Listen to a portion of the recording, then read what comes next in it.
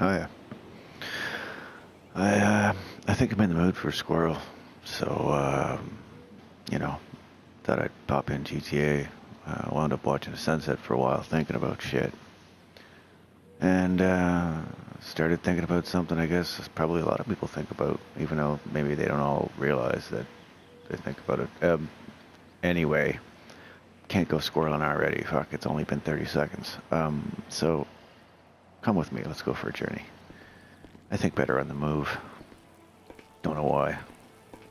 Probably why I keep getting into jobs like truck driving and shit where I operate equipment. I like the sense of movement. Going from one place to another. Somehow or other, I find it harder to get bored when you're moving. It's like it keeps your brain going because there's always shit going on outside. Sparks a thought. Something comes on the radio. Anyway, this is one of them sort of things. I'm just thinking about immortality. Which is ironic because most of the time I tend towards the other direction. Because I'll be straight with you. Day-to-day life for the most part bores the ever-loving fuck out of me. You know, I mean, it's tolerable, don't get me wrong. You know, I suffer through it, I guess. I get enough time to myself most of the time that I can do some of the things I enjoy. But I found myself asking, well, would I want to live forever? To be perfectly honest, if I had to continue going on in this particular world, in this particular body, with its particular limitations, I would have to say, no, I don't think I would. But then, the more I thought about it, well, hold on, I'm going to try to turn off the fucking radio. The more I thought about it, the more I realized that the answer is not that fucking simple. Because on the one hand, if you think about it, you're immortal, so you don't die, you don't age. You know, you might not be invulnerable, you can probably still break a leg, you know what I mean? But you wouldn't die of natural causes, let's say. So if you're living a great life, you're having fun every day, and you're kind of going somewhere with it, that might be cool. If your life sucks balls, you might think, well, fuck, I don't want that. If you're somewhere in the middle, you might not be sure. Which is, I guess, where I lay. And why I've sort of thought about it and was puzzled by it. You see, because, Jesus Lord, because I happen to think that sentient, conscious beings are more than simply a physical thing. That there is some other layers to our existence that we can't help but inevitably be part of because we exist in this reality. I'm not talking voodoo or magic or anything crazy like that. But, you know, you start learning about stuff like quantum physics, it starts to sound like magic. Well, quantum physics, squirrel. That'll happen a lot. Fuck. So, if you find yourself stuck in a body, like I feel stuck in mine, because I can't do cool shit like fly, or change my shape, or explore places where the environment is hostile to this particularly fragile, meaty thing that I'm driving around in, you know, calling myself a human being.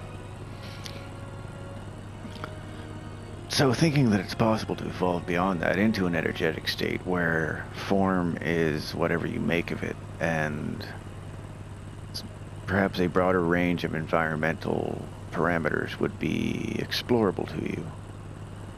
It might be a totally different way of existing. You know, space travel without the need of a spaceship. Like, you know, that's, I'm talking that far out, right? Like, you know, letting my imagination fly loose here, right?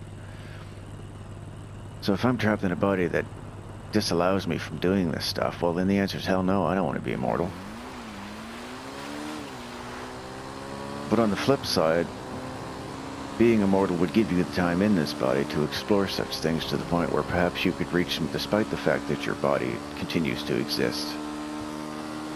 And in a way, in that respect, you'd always have a place to come home to. Because being immortal, theoretically, your body couldn't starve to death. You know, it has autonomous reflexes. Everyone's body does. Breathing, heartbeat, stuff we don't necessarily control. We can hold our breath, but as soon as we go unconscious, the body takes over and says, no, sorry, but we need to breathe. So, you could leave your body behind, go on crazy existential, non-corporeal adventures. You might never come back, in which case, you know, what the fuck are the rest of us supposed to do with a body that's essentially in a coma that never dies? We'd have to come up with some sort of storage solution. But anyway, that's a whole other squirrel. Immortal coma patient storage. Well, that's a new squirrel to me. I got an idea. All right, come with me. So there's that. And I kind of got lost with that one. Let's take another break. Fuck. Coma storage squirrel. Where was I going? So yeah, perhaps it would give you time to evolve your consciousness in the form of, you know, this well enough to, you know, be able to make the point of let me try that again. Given the time, all the time in the world, well, theoretically for the length of the existence of you know, our habitable planet, at the very least, you might have time to reach, let's call it enlightenment, for the, you know, the lack of any other word that makes more sense than that. You might not care about your body after that. You know, at some point in a very distant future, if we all become immortal, aliens might come visit Earth and find nothing but a planet inhabited by comatose people, frozen in various states of rest or repose, calm looks on their faces, their entire world gone to rot around them and been taken over by nature. I'm sure they'd all would have been eaten at some point. So I guess they wouldn't have found that unless they happened to stop by at just the right moment.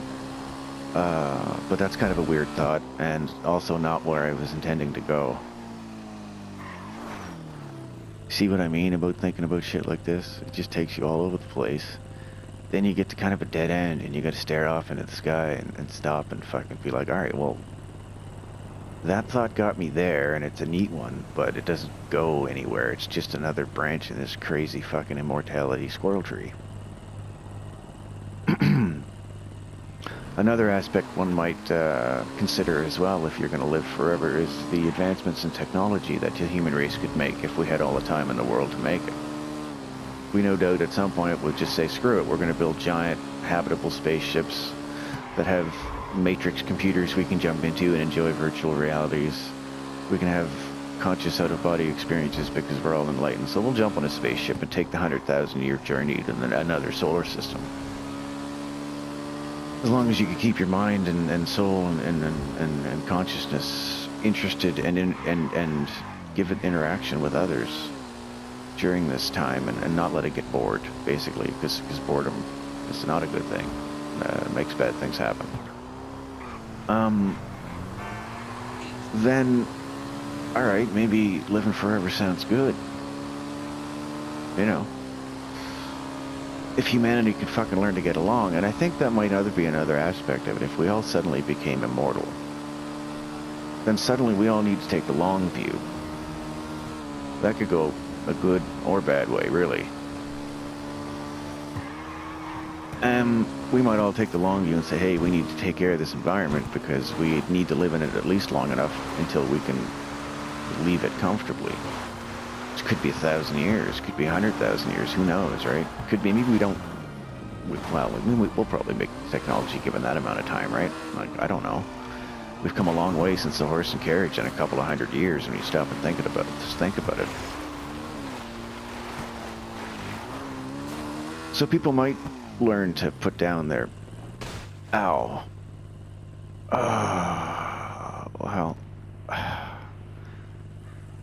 I guess that was an appropriate fucking painful Squirrel. Well, that was random. How many times does that happen?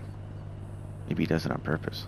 Anyway, fuck. Okay, I'm gonna preempt the 15-minute thing here because I get a feeling I'm getting close. Hopefully I remember what the hell I was trying to say before I get back. Hold on. Okay, I'm back. And good news, I remembered what the fuck I was talking about. So let's say you're out tooling about in the world. I don't know where I kept that helmet. Don't ask, it hurt. Anyway. And you do something crazy like flip your dirt bike over a giant rock and land on your face. If you're immortal, that won't kill you. But if you're not invulnerable, it'll sure as hell hurt a lot. And if perhaps, let's say, you break your spine or your neck and wind up a quadriplegic,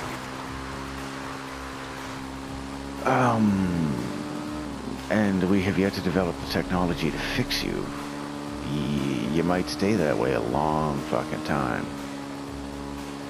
And if that happens before we have the technology to jack people into Matrix-like realities, or before you've reached the point where you can leave your body at will and don't particularly need it to go about your daily business of existing, maybe that's not so bad. But other sort, you know what I mean? Like if we have that kind of technology, then it's more copable.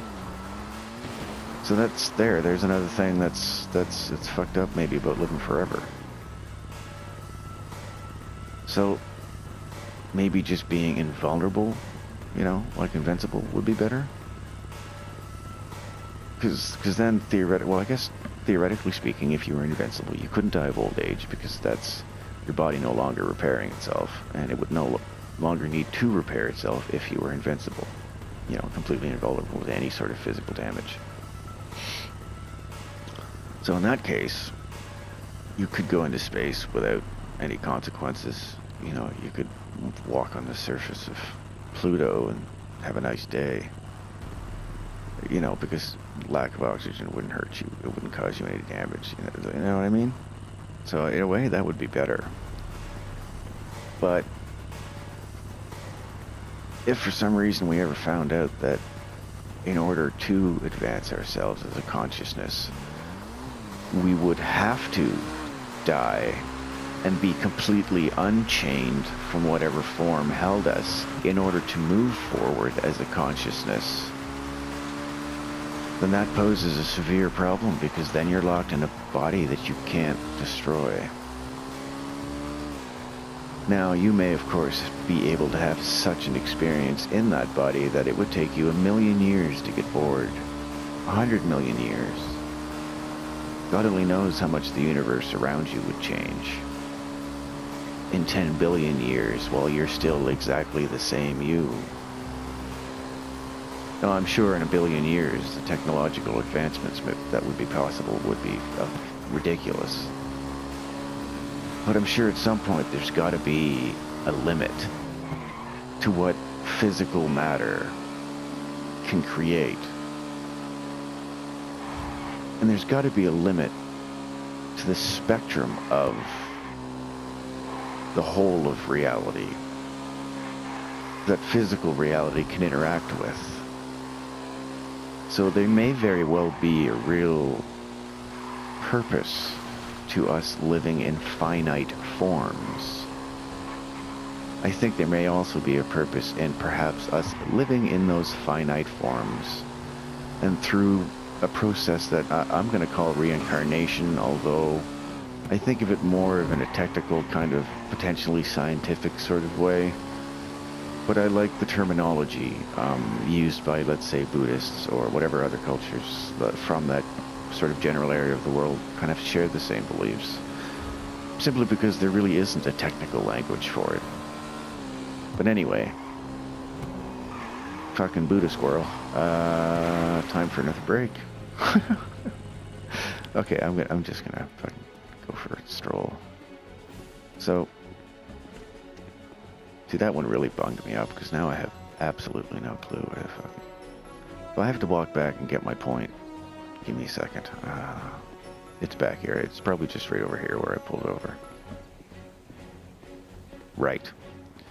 So, I think perhaps coupled with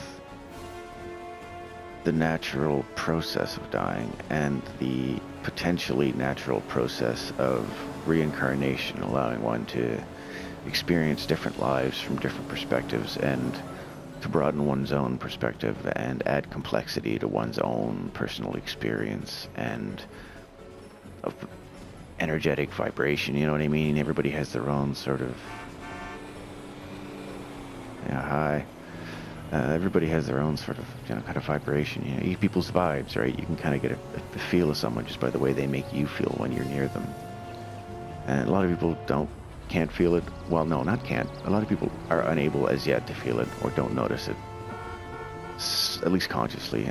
Fuck me, that's another different squirrel. I think I've gone down too many branches of this tree, and I kind of need to just maybe leave it somewhere so that other people's brains can do thinking about it.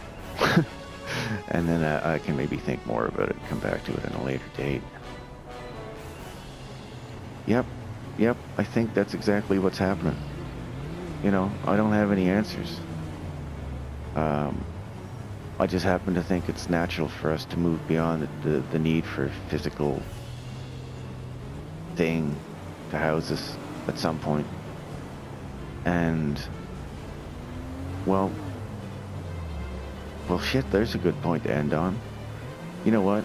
If your consciousness continues and eventually learns to have a continuous stream of consciousness through one's lives and to evolve beyond the physical form, then you are a living, energetic, non-physical consciousness that perhaps can manifest physically in other realities or this reality, or, is no longer bound with physicality. Well, shit, that's immortality, baby. And it's the best kind because it comes with freedom. Yep, leaving it there. Gonna go help my buddy who just sent me a message. So, be excellent to one another. Don't stop thinking. Have a good one.